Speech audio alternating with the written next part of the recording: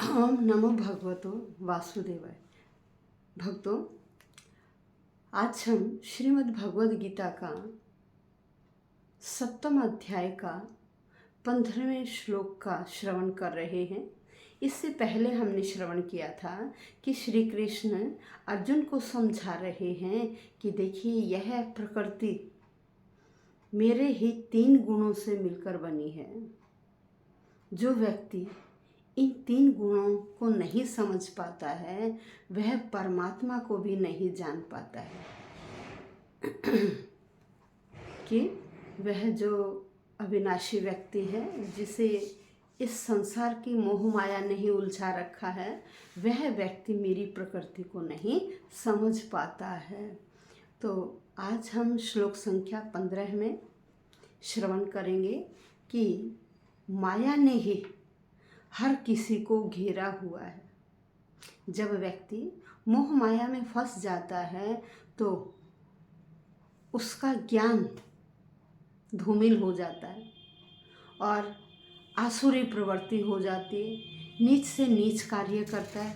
ऐसे मूढ़ व्यक्ति कह रहे वो मेरी शरण में नहीं आते हैं, वह उस मोह माया के जाल में ही फंसे रहते हैं और मोह माया के जाल में फंसे रहने के कारण उन्हें दुखों की प्राप्ति होती है, क्योंकि जिस वो संसार की शरण में गए हैं उसके परिणाम में वह दुख पाते हैं।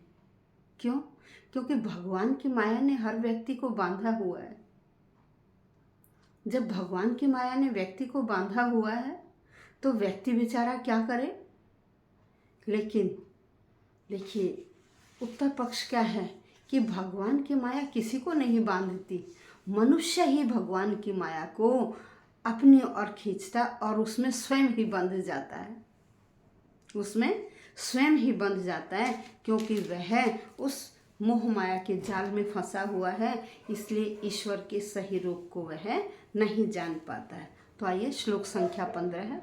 न माम दुष्कृतिनो मूढ़ाः प्रपद्यन्ते नराधमाः मायायापहृत ज्ञाना आसुरम भावम आश्रिताः। न का मतलब नहीं, माम मुझको, दुष्कृतिन है, दुष्कृतिन है बुरे कार्य करने वाले दुष्ट, मूढ़ा मूर्ख व्यक्ति, प्रपद्यन्ते शरण में आते हैं, शरण को प्राप्त करते हैं, नर व्यक्ति, अधमः नीच, जो मनुष्यों में अधम हैं, मनुष्यों में जो नीच हैं, जिनकी प्रकृति नीच है, जो बुरे बुरे कार्य करते हैं, ऐसे अधम व्यक्ति माया, मोह माया के द्वारा अपहृत, चुराए गए ज्ञान को। भाई, मोह माया उन व्यक्तियों के ज्ञान को चुरा लेती है। ऐसे आसुरी प्रवृत्ति वाले, राक्षसी प्रवृत्ति वाले, भाव है प्रवृत्ति या स्वभाव वाले आश्रिता स्वीकार करते हैं या स्वीकार किया हुआ।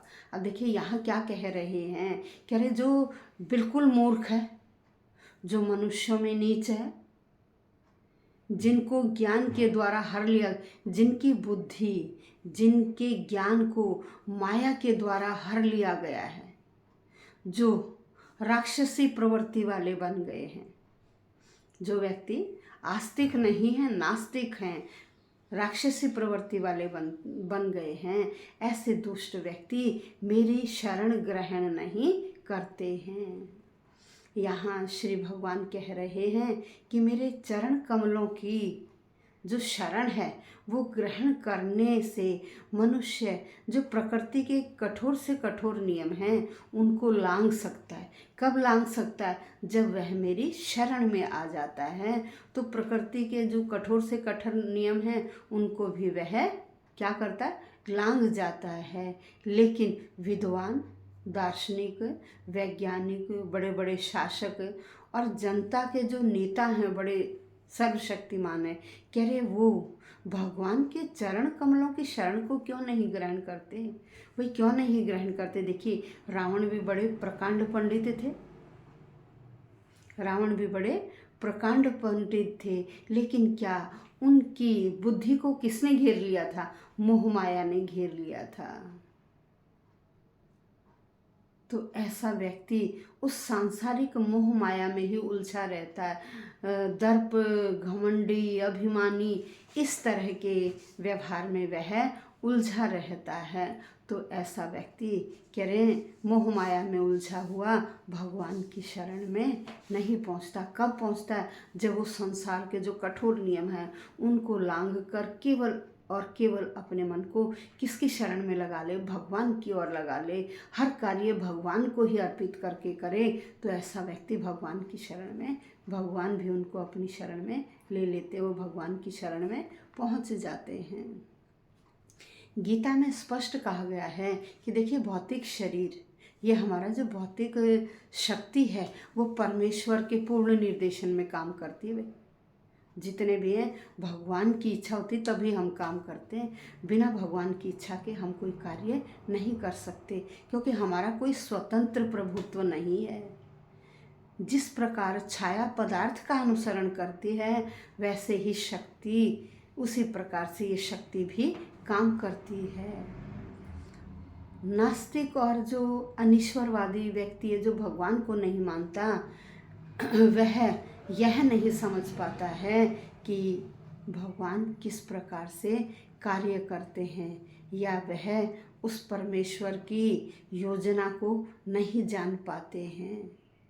फिर कहा कि देखिए हम तो क्या हैं, मोह माया में फंसे हुए तीनों गुणों में, सत्व, रजस और तमस, इन गुणों में रहकर हमारी जितनी भी योजनाएं हैं ना वो सारी क्या हो जाती, नष्ट हो जाती हैं, क्योंकि हम मोह माया में उलझे रहते हैं, उनके परिणाम को नहीं सोचते।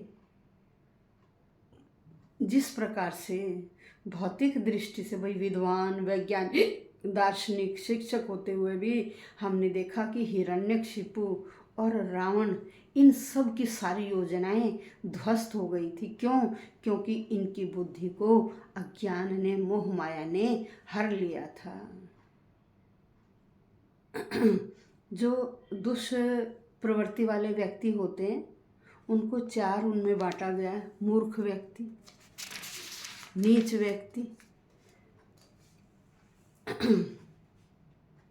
फिर ऐसा जो मोह माया के जाल में ही फंसा रहता है, और चौथी प्रवृत्ति बताई कि जो नास्तिक है, आसुरी प्रवृत्ति वाला, राक्षसी प्रवृत्ति वाला है। ये चार व्यक्ति नराधम कहलाते हैं। मूढ़, नराधम और जो भ्रमित है, जिसका मन हर वक्त भ्रम में डूबा रहता है, नास्तिक। ये चार प्रकार के दुष्प्रवृत्ति वाले कभी भी भगवान के चरण कमलों की शरण में नहीं जाते। क्यों? क्योंकि वह तो मोह माया के जाल में ही फंसे रहते हैं। ऐसा श्री कृष्ण अर्जुन को बता रहे हैं।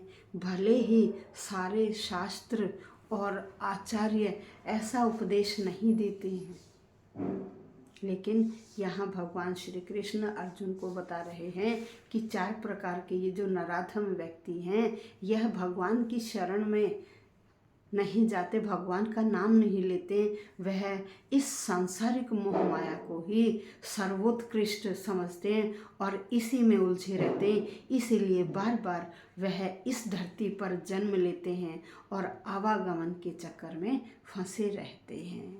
धन्यवाद दर्शकों।